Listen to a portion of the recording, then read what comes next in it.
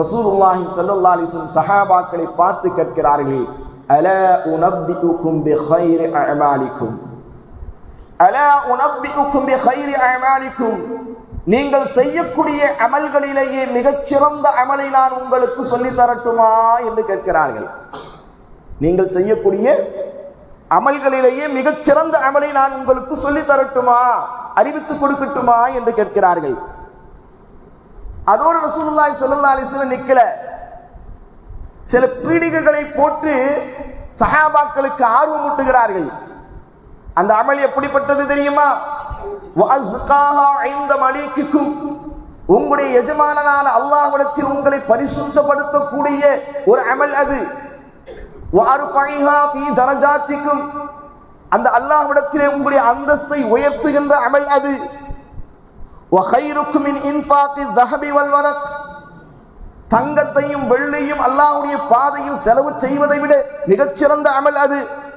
வகைருல் லக்கும் மின் அன் தல்கௌ அதுவக்கும் ஃபதضربوا அயனாகஹும், போர்க்களத்துக்கு சென்று எதிரியின் பிடரியை நீங்கள் வெட்டுவதை விட அல்லது அவர்களுடைய கையினால் உங்கள் பிடரி வெட்டப்படுவதை விட மிகச்சிறந்த அமல் அது. அப்படிப்பட்ட ஒரு அமலை நான் உங்களுக்கு சொல்லி தரட்டுமா? எத்தனை பீடிகைகள் பாருங்கள். அமல்களிலேயே சிறந்த அமலை நான் சொல்லி தரட்டுமா என்று மாத்திரம் அல்லாஹ்வுடைய தூதர் நிப்பாட்டாமல், அது எந்த அளவுக்கு உயர்ந்த அமல் என்று சொன்னால், உங்களை அல்லாஹ்விடத்தில் பரிசுத்தப்படுத்தக்கூடிய அமல், உங்களை அல்லாஹ்விடத்தில் உங்களுடைய அந்தஸ்தை உயர்த்துகின்ற அமல், தங்கம் வெள்ளிகளை எல்லாம் அல்லாஹ்வுடைய பாதையில் செலவு செய்வதை விட மிகச்சிறந்த அமல். ஏன் இன்னும் சொல்ல போனால், போர்க்களத்திற்கு சென்று எதிரியுடைய கையினால் நீங்கள் வெட்டுப்படுவதை விட அல்லது நீங்கள் அவர்களை வெட்டுவதை விட மிகச்சிறந்த அமல் அது. அப்படியான ஒரு நல்ல அமலை சொல்லி தரட்டுமா என்று அல்லாஹ்வுடைய தூதர் சஹாபாக்களுக்கு சொன்ன பொழுது சஹாபாக்கள் எல்லாம் ஆர்வமாக இருந்தார்கள்.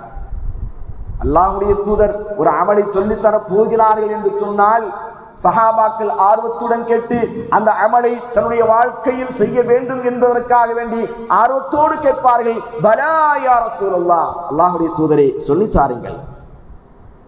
அல்லாஹ்வுடைய தூதர் ஒற்றை வார்த்தையில் சொன்னார்கள், ذிக்ருல்லாஹி தஆலா, அது வேறு ஒன்றுமல்ல, அல்லாஹ்வை ذிக்ர் செய்வதுதான் அந்த விஷயம், அந்த அமல் என்றார்கள் அல்லாஹ்வுடைய தூதர் ரசூலுல்லாஹி ஸல்லல்லாஹு அலைஹி வஸல்லம்.